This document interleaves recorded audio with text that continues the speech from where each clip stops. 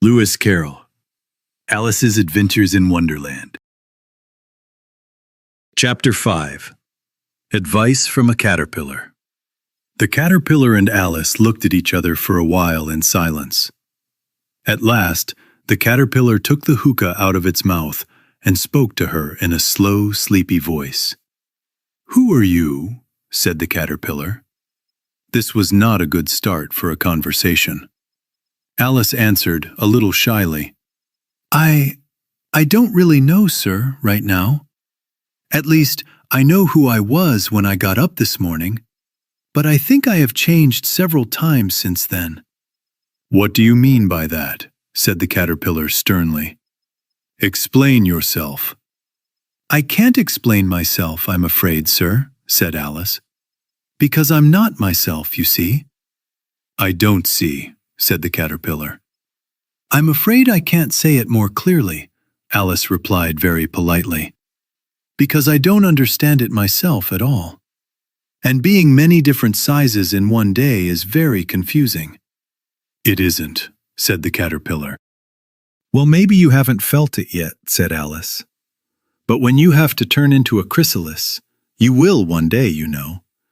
And then after that into a butterfly, I think you will feel it a little strange, won't you?"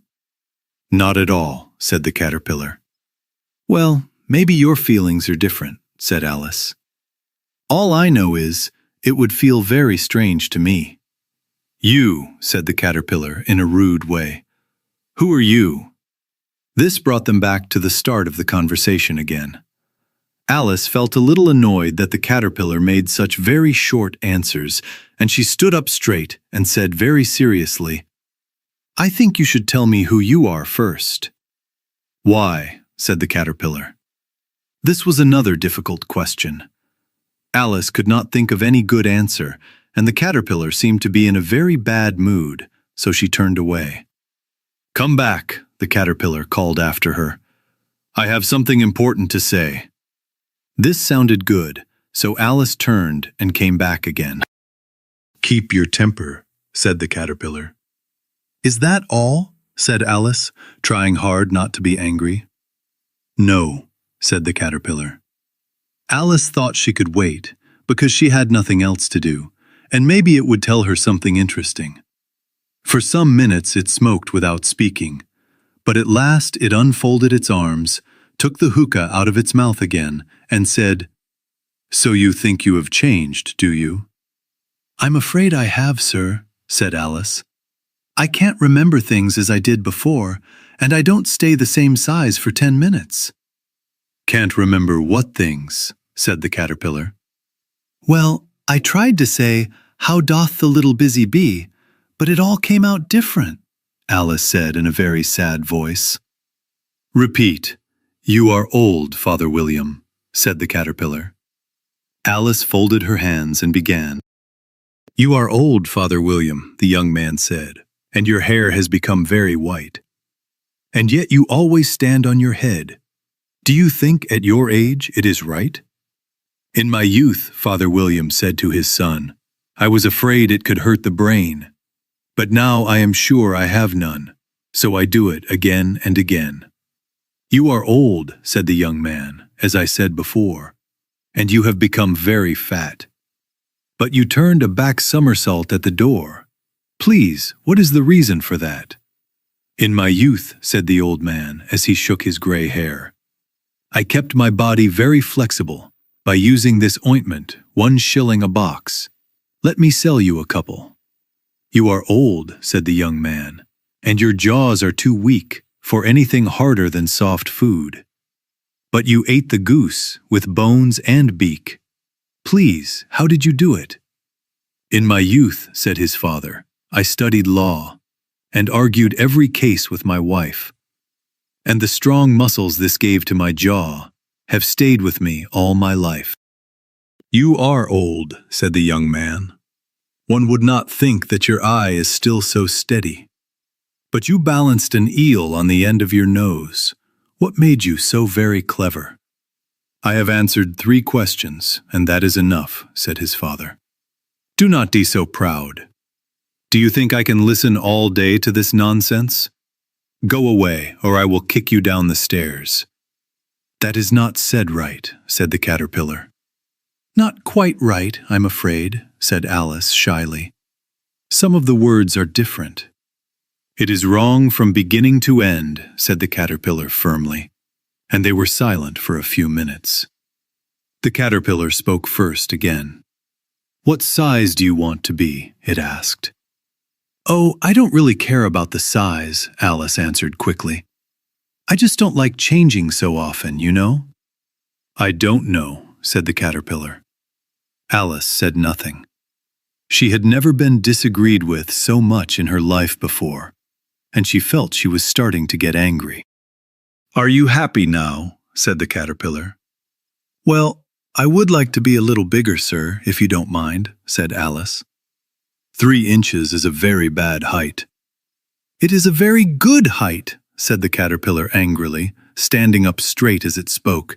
It was exactly 3 inches high. "But I'm not used to it," said poor Alice in a sad voice, and she thought, "I wish these creatures would not get angry so easily."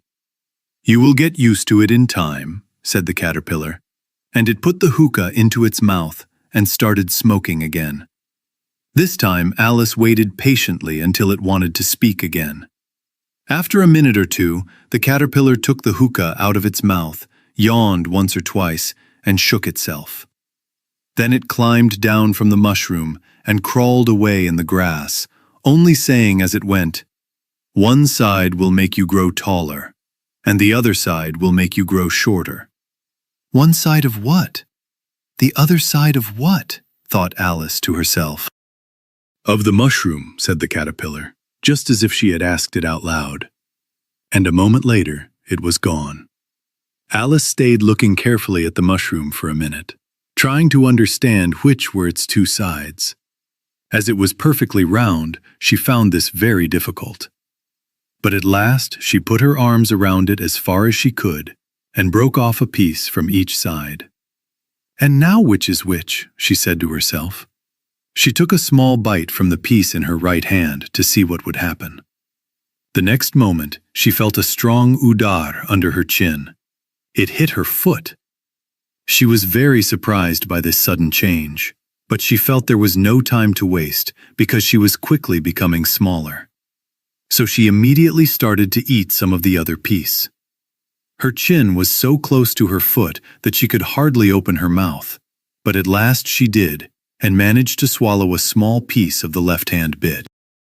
"Now my head is free at last," said Alice happily. But in the next moment she became afraid when she saw that her shoulders were gone.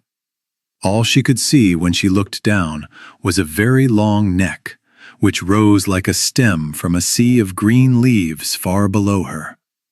"What can all that green stuff be?" said Alice. "And where have my shoulders gone?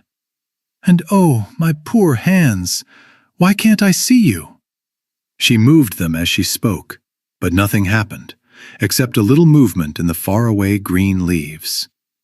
As she could not bring her hands up to her head, she tried to bring her head down to them, and she was happy to find that her neck could bend easily in any direction, like a snake. She had just bent it into a nice zigzag shape, and was going to go down into the leaves, which she now saw were only the tops of the trees where she had been walking, when a loud hiss made her quickly pull back. A big pigeon flew into her face and hit her strongly with its wings. "Serpent!" shouted the pigeon. "I'm not a serpent," said Alice angrily. "Leave me alone." "Serpent, I say again," said the pigeon, but more quietly, and then added, almost crying, "I've tried everything, and nothing works." "I don't understand what you are talking about," said Alice. "I've tried the roots of trees, and the banks, and the hedges," the pigeon went on, not listening to her. "But those serpents, nothing is ever good enough for them." Alice was more and more confused, but she thought there was no point in saying anything until the pigeon finished speaking. "As if it wasn't hard enough to sit on the eggs," said the pigeon. "But I must watch out for serpents all day and night. I haven't slept at all for 3 weeks." "I'm very sorry you have been troubled," said Alice, who was starting to understand what it meant. "And just when I had chosen the highest tree in the forest," the pigeon went on, shouting loudly, "and just when I thought I would finally be free of them, they came moving down from the sky. Ugh, serpent!" "But I'm not a serpent, I tell you," said Alice. I'm a... "Well, what are you?" said the pigeon. "I can see you are trying to think of something." I'm a little girl," said Alice, not very sure, as she remembered how many times she had changed that day. "That's not true at all," said the pigeon in a very rude voice. "I have seen many little girls in my life, but never one with a neck like that. No, no. You are a serpent, and there is no use saying you are not. Next you will tell me that you have never eaten an egg." "I have eaten eggs, of course," said Alice, who always told the truth. "But little girls eat eggs just as much as serpents do, you know." "I don't believe it," said the pigeon. "But if they do, then they are a kind of serpent. That's all I can say." This was such a strange idea to Alice that she stayed quiet for a minute or two. This gave the pigeon time to add, "You are looking for eggs. I know that very well. And why should I care if you are a little girl or a serpent?" "It matters a lot to me," said Alice quickly. "But I am not looking for eggs. And if I were, I would not want yours. I don't like them raw." "Well, go away then," said the pigeon in an unhappy voice, as it sat down again on its nest. Alice bent down among the trees as well as she could, because her neck kept getting caught in the branches, and she had to stop again and again to untwist it.